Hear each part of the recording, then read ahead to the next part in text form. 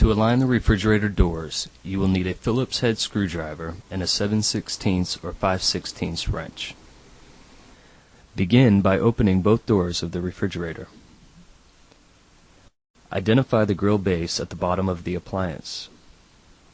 Some grills will be attached with screws, others will not.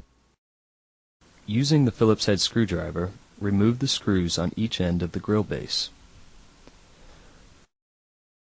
Pull the grill base out with your hands and set it aside. Later models do not require grill base removal. Next, close both doors and identify the door alignment. Locate the door alignment screw at the bottom of the fresh food door. Using the wrench, turn the screw from left to right to raise the refrigerator door,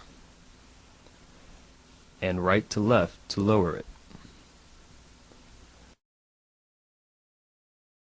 Once the doors are evenly aligned, reassemble the grill base.